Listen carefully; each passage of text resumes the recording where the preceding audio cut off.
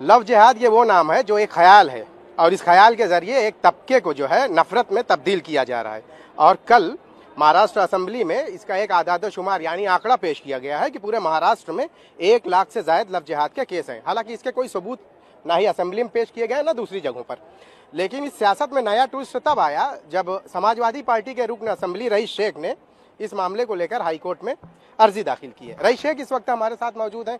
क्या रहा है अब बात सियासत की जो थी अब कोर्ट तक पहुंच गई है? नहीं, बात हुकूक की है, आइन की है, कॉन्स्टिट्यूशन की है, इंडिविजुअल राइट की है, आइडिया ऑफ इंडिया की है।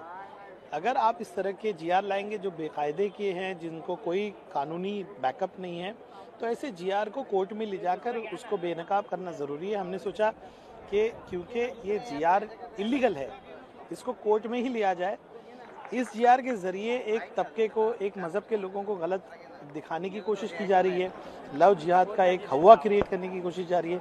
हम इस हवे की हवा निकालने के लिए हाईकोर्ट गए हैं और मुझे पूरी उम्मीद है कि हाईकोर्ट हमारी बात को समझकर कॉन्स्टिट्यूशन के प्रोविजंस में हमारा जो प्रेयर है ऑनरेबल का हाईकोर्ट, उसको सुनकर मुझे पूरी उम्मीद है कि उसमें न्याय देगी और इस जीआर को रद्द करेगी। कोर्ट में कौन से पहलुओं पर आपने ज्यादा जोर दिया है, कौन से पहलुओं का हवाला लिया है कोर्ट में आपने, जिसकी वजह से ये पिटीशन जो है कोर्ट में दाखिल हुई है या एडमिट? देखिए, हमने कहा है कि कॉन्स्टिट्यूशन हमको अधिकार देता है कि हम अपने जो 2 लोग शादी करना चाहते हैं, कॉन्स्टिट्यूशन ने उनको अधिकार दिया है कि आप स्पेशल मैरिजेस एक्ट के तहत जाकर शादी कर सकते हो, किसी भी मजहब के हो सकते हैं। तो जब इतना बड़ा कानून स्पेशल मैरिजेस एक्ट है तो आप क्यों उसको कर्टेल करना चाह रहे हैं? वो जीआर कहता क्या है कि शाहिद भाई आगे कल कंप्लेन कर सकते हैं मेरी शादी के बारे में, और फिर आपकी कंप्लेन पे हमें बुलाया जाएगा, सर्वेलेंस किया जाएगा, माँ बाप से स्टेटमेंट लिए जाएंगे। इसका अधिकार किसी को नहीं है। कॉन्स्टिट्यूशन के जितने भी प्रोविजंस हैं उनको बताकर हमने कोर्ट को प्रेयर किया है कि ये कॉन्स्टिट्यूशन के पहलू जो हमारे हकूक़ के बारे में, जो हमारे इंडिविजुअल फ्रीडम के बारे में, वो वायलेट हो रहे हैं। इसलिए आप इसमें दखल करते हुए इस जीआर को रद्द करें। कई लीडरान बड़े अच्छे ढंग से इसकी सफाई देते हैं कि हिंदू लड़की का अगर किसी मुस्लिम लड़के से शादी होती है और वो मजहब तब्दील करती है, धर्मांतरण करती है, तो ये लव जिहाद हो जाता है। जबकि अगर कोई मुस्लिम लड़की किसी हिंदू लड़के से शादी करती है तो ये घर वापसी होती है।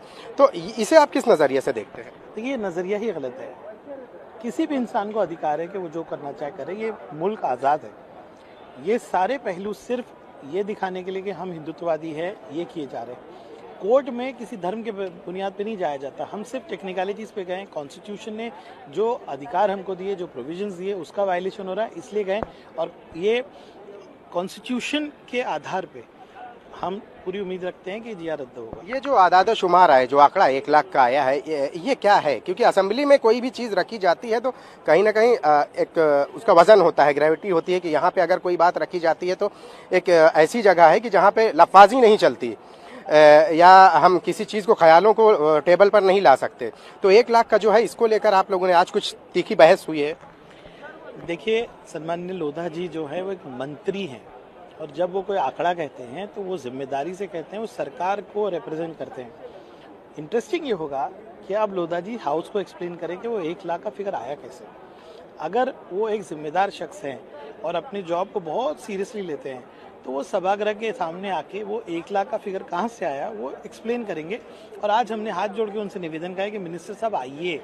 मैंने देखा, मैं इंतजार कर रहा था, अभी 4:16 हो गए, वो बोल के चले तो गए, लेकिन उनका इंतजार हो रहा है कि वो आए और उस 1 लाख के फिगर को एक्सप्लेन करें।